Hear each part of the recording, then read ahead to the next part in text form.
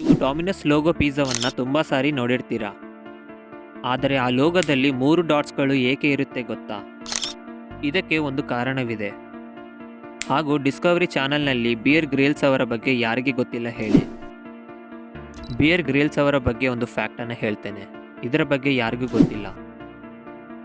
ನೀವು ನೋಡುತ್ತಿರುವ ಈ ವ್ಯಕ್ತಿಯ ಹೆಸರು ಕ್ರೇಗ್ ಲೇವಿಸ್. ಇವರಿಗೆ ಒಂದು ವಿಚಿತ್ರ ವ್ಯಾಧಿ ಬರುತ್ತೆ. ಇದರಿಂದ ಈತನ ಹೃದಯವನ್ನು ತೆಗೆದು ಫ್ಲೋ ಪಂಪ್ ಇಡ್ತಾರೆ. ಇದರ ಬಗ್ಗೆ ಈ ವಿಡಿಯೋದಲ್ಲಿ ನೋಡೋಣ. ನಮಗೆ ತಲೆನೋವು ಬಂದರೆ ಟ್ಯಾಬ್ಲೆಟ್ಗಳನ್ನು ಹಾಕೊಳ್ತೇವೆ. ಆದರೆ ಯುರೋಪ್ನಲ್ಲಿ ಹಳೆಯ ಕಾಲದಲ್ಲಿ ಯಾವ ರೀತಿ ಟ್ರೀಟ್ಮೆಂಟ್ ಕೊಡ್ತಿದ್ರು ಅಂದರೆ ನೀವು ಕೇಳಿದರೆ ನಗ್ತೀರಾ. ಜಪಾನಿನ ರೋಡ್ಗಳ ಮೇಲೆ ಮ್ಯೂಸಿಕ್ ಸಿಂಬಲ್ಸ್ಗಳು ಇರುತ್ತೆ. ಇದು ಸೌಂಡ್ ಮಾಡುತ್ತೆ. ಇದರ ಬಗ್ಗೆ ಕೇಳಿದರೆ ಜಪಾನ್ ದೇಶವನ್ನು ಹೊಗಳ್ತೀರಾ. ಬನ್ನಿ ಲೇಟ್ ಮಾಡದೆ ವಿಡಿಯೋವನ್ನು ಸ್ಟಾರ್ಟ್ ಮಾಡೋಣ. Fact number 1.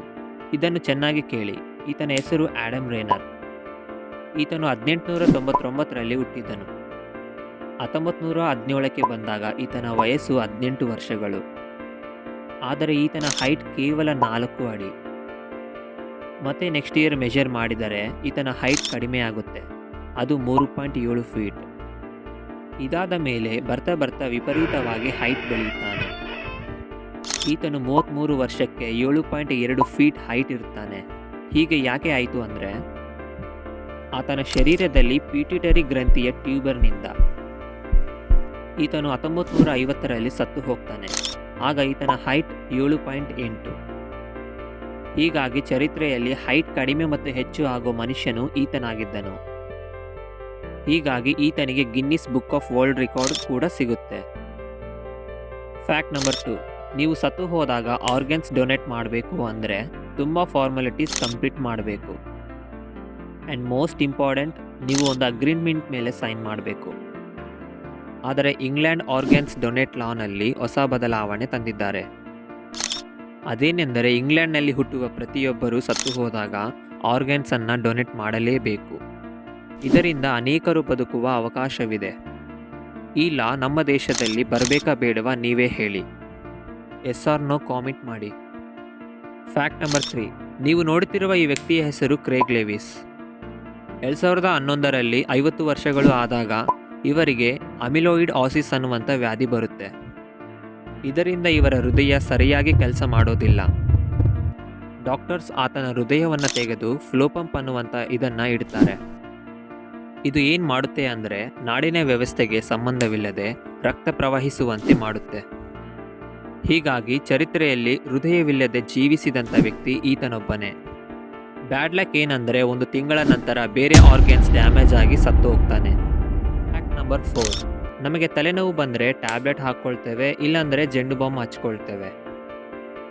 ಆದರೆ 1890ರಲ್ಲಿ ಯುರೋಪ್ನಲ್ಲಿ ಇವರು ವಿಭಿನ್ನವಾಗಿ ಟ್ರೀಟ್ಮೆಂಟನ್ನು ಕೊಡ್ತಾರೆ.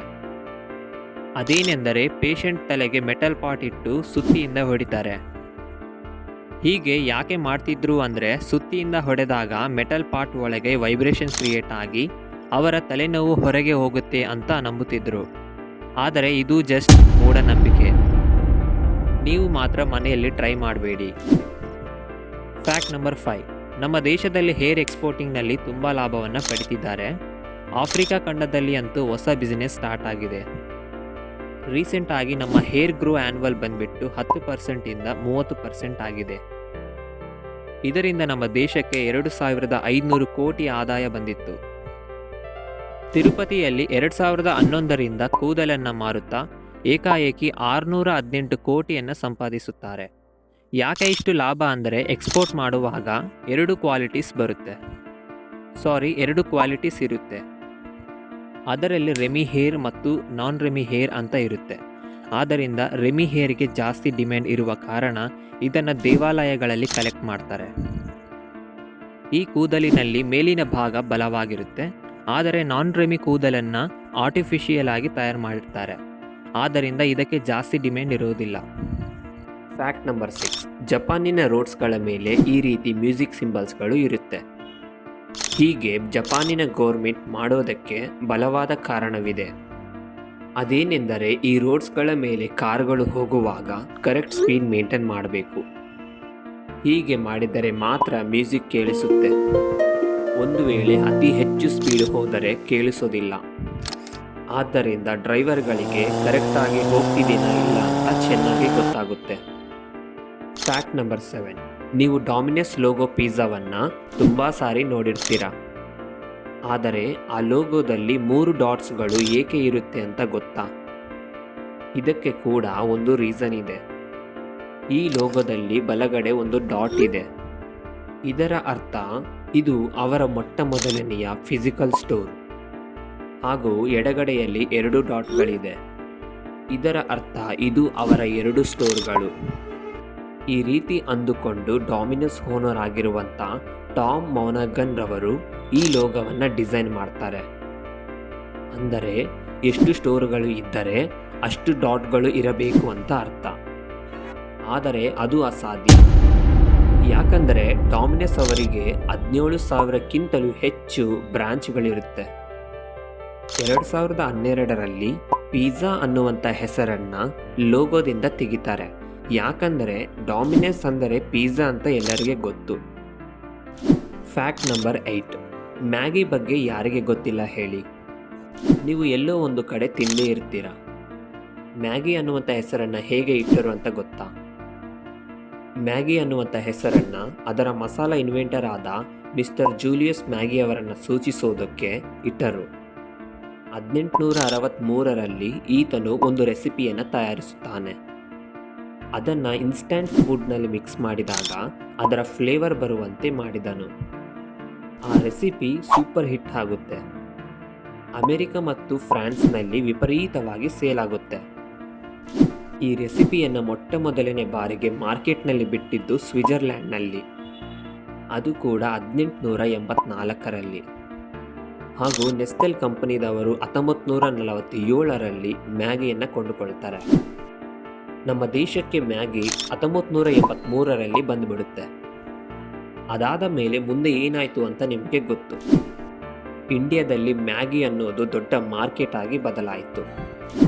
ಫ್ಯಾಕ್ಟ್ ನಂಬರ್ 9, ಡಿಸ್ಕವರಿ ಚಾನಲ್ನಲ್ಲಿ ಬಿಯರ್ ಗ್ರಿಲ್ಸ್ ಅವರ ಬಗ್ಗೆ ಯಾರಿಗೆ ಗೊತ್ತಿಲ್ಲ ಹೇಳಿ? ಬಿಯರ್ ಗ್ರಿಲ್ಸ್ ಅವರ ಬಗ್ಗೆ ಒಂದು ಫ್ಯಾಕ್ಟನ್ನು ಹೇಳ್ತೇನೆ. ಇದರ ಬಗ್ಗೆ ಯಾರಿಗೂ ಗೊತ್ತಿಲ್ಲ. ಬಿಯರ್ ಗ್ರಿಲ್ಸ್ ಅವರು ಒಂದಾನೊಂದು ಕಾಲದಲ್ಲಿ ಇಂಡಿಯನ್ ಆರ್ಮಿಯಲ್ಲಿ ಸೇರಬೇಕು ಅಂತ ಅಂದುಕೊಂಡಿದ್ರಂತೆ.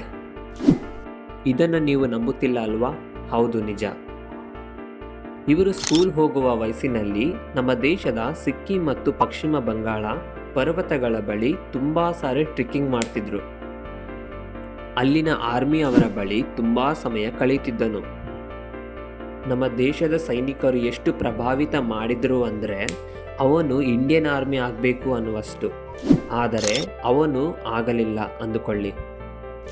ಫ್ಯಾಕ್ಟ್ ನಂಬರ್ 10, ಈ ಪ್ರಪಂಚದಲ್ಲಿ ಅತಿ ಹೆಚ್ಚು ಬೆಲೆಗೆ ಮಾರಾಟವಾದ ಬ್ಯಾಟ್ ಮಹೇಂದ್ರ ಸಿಂಗ್ ಧೋನಿ ಅವರ ಬ್ಯಾಟ್. ಇದು $1,61,295 ಮಾರಾಟವಾಯಿತು. ಇದನ್ನು ನಮ್ಮ ಇಂಡಿಯನ್ ಕರೆನ್ಸಿಯಲ್ಲಿ ನೋಡಿದರೆ 1,20,00,000. ಈ ಬ್ಯಾಟನ್ನು ಅಷ್ಟೊಂದು ಹಣಕ್ಕೆ ತೆಗೆದುಕೊಳ್ಳಬೇಕಾದ ಅವಸರ ಏನಿತ್ತು?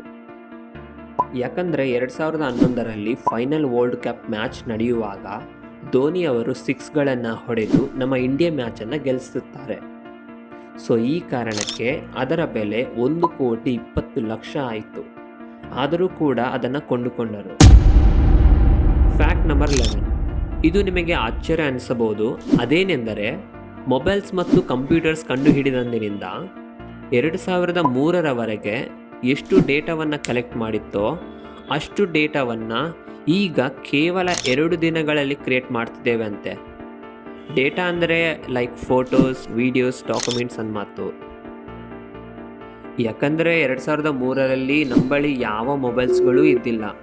ಈ ಕಾರಣಕ್ಕೆ ಜಾಸ್ತಿ ಡೇಟಾ ಅನ್ನೋದು ಕ್ರಿಯೇಟ್ ಆಗ್ತಿದ್ದಿಲ್ಲ. ಆದರೆ ಈಗ ಯಾರ ಕೈಯಲ್ಲಿ ನೋಡಿದರೂ ಬರೀ ಮೊಬೈಲ್ಸ್ಗಳೇ. ಹೀಗಾಗಿ ನಾವು ಕೇವಲ ಒಂದು ಫೋಟೋವನ್ನು ಕ್ಲಿಕ್ ಮಾಡಿದರೂ ಡೇಟಾವನ್ನು ಕ್ರಿಯೇಟ್ ಮಾಡ್ತಿದ್ದವರಾಗ್ತೇವೆ. ಇದೇನೂ ನಮಗೆ ಆಶ್ಚರ್ಯವಲ್ಲ ಬಿಡಿ.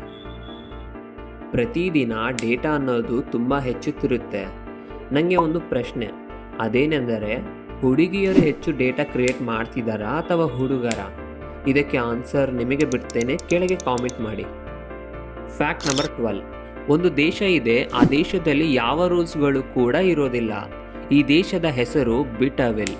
ಇದು ಈಜಿಪ್ಟ್ ಮತ್ತು ಸೂಡನ್ ದೇಶದ ಮಧ್ಯದಲ್ಲಿ ಇರುತ್ತೆ. ಇದು ಕೇವಲ 2060 ಸ್ಕ್ವೇರ್ ಫೀಟ್ ವಿಸ್ತೀರ್ಣದವರೆಗೆ ಇದೆ. ಅಮೆರಿಕದಲ್ಲಿ ಒಬ್ಬ ವ್ಯಕ್ತಿ ಇದ್ದಾನೆ. ಆ ವ್ಯಕ್ತಿಯ ಹೆಸರು ಜೆರೆಮಿಯಾ ಹೀಟನ್. ಈತನು ಜೂನ್ 2014ರಲ್ಲಿ ಈ ದೇಶಕ್ಕೆ ಬಂದು ಧ್ವಜವನ್ನು ಹಾರಿಸುತ್ತಾನೆ. ಈತನು ಈ ರೀತಿ ಮಾಡೋದಕ್ಕೆ ಬಲವಾದ ಕಾರಣವಿದೆ.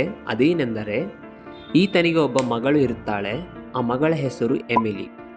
ಈ ಹುಡುಗಿ ತನ್ನ ತಂದೆಗೆ ಹೀಗೆ ಹೇಳುತ್ತಾಳೆ, ಅಪ್ಪ, ನಾನು ಒಂದು ದೇಶಕ್ಕೆ ಪ್ರಿನ್ಸ್ ಆಗ್ತೇನಾ ಅಂತ. ಪ್ರಿನ್ಸ್ ಅಂದರೆ ರಾಣಿ. ಆಗ ಅಪ್ಪ ಅವರು ಹೇಳ್ತಾರೆ, ಹೌದು ಮಗಳೇ, ನೀನು ಒಂದು ದೇಶಕ್ಕೆ ರಾಣಿ ಆಗಬಲ್ಲೆ ಅಂತ. ಸೊ ಈ ಕಾರಣಕ್ಕೆ ಆ ತಂದೆ ಮಗಳ ಆಸೆಯನ್ನು ನೆರವೇರಿಸುವುದಕ್ಕೋಸ್ಕರ ಈ ಒಂದು ಬಿಟವೆಲ್ ದೇಶಕ್ಕೆ ಪ್ರಯಾಣವನ್ನು ಮಾಡಿ ಧ್ವಜವನ್ನು ಹಾರಿಸುತ್ತಾನೆ. ಹೀಗೆ ಮಾಡಿ ಒಂದು ಫೋಟೋವನ್ನು ಫೇಸ್ಬುಕ್ನಲ್ಲಿ ಪೋಸ್ಟ್ ಮಾಡುತ್ತಾ ಕೆಳಗಡೆ ಬರೆಯುತ್ತಾನೆ, ಇಂದಿನಿಂದ ಬಿಟವೆಲ್ ದೇಶವನ್ನು ಕಿಂಗ್ಡಮ್ ಆಫ್ ನಾರ್ತ್ ಸೂಡನ್ ಎಂದು ಪ್ರಕಟಿಸುತ್ತೇನೆ, ಹಾಗೂ ಈ ದೇಶಕ್ಕೆ ನಾನು ರಾಜನು, ನನ್ನ ಮಗಳು ಪ್ರಿನ್ಸ್ ಎಂದು ಹೇಳುತ್ತಾನೆ. ಈ ವಿಷಯವನ್ನು ಕೇಳಿದ ಜನರು ತನ್ನ ತಂದೆ ಮಗಳಿಗೋಸ್ಕರ ಮಾಡಿದ ಇದನ್ನು ನೋಡಿ ತುಂಬ ಮೆಚ್ಚಿಕೊಳ್ತಾರೆ. ಫ್ರೆಂಡ್ಸ್, ಈ ವಿಡಿಯೋವನ್ನು ಮಾಡೋದಕ್ಕೆ ತುಂಬ ಕಷ್ಟಪಟ್ಟಿದ್ದೇನೆ. ಪ್ಲೀಸ್ ಒಂದು ಲೈಕನ್ನು ಮಾಡಿ ಹಾಗೂ ನನ್ನ ಚಾನಲನ್ನು ಸಬ್ಸ್ಕ್ರೈಬ್ ಮಾಡಿಕೊಳ್ಳಿ. Thank you.